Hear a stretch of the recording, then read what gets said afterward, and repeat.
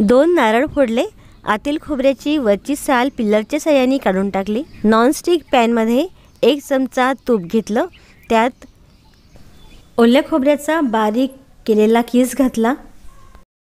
एक 5-10 मिनिटं परतून घेतलं। त्यानंतर त्यात अर्धा लिटर दूध घातलं। गॅसची फ्लेम मीडियम ते स्लो ठेवावी आणि अधूनमधून हे हलवत राहावं, म्हणजे खाली लागणार नाही।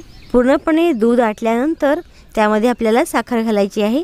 साखर आपल्या आवडीनुसार 1 वाटी ते पाऊण वाटी घालायची। यामध्ये थोडीशी इलायची पावडर पण घातलेली आहे आणि हे मिश्रण छान कोरडं झाल्यानंतर जेव्हा हाताला असं चिकट लागेल आणि थोडासा गोळासारखा तयार होईल, तेव्हा हे मिश्रण ताटात काढायचं।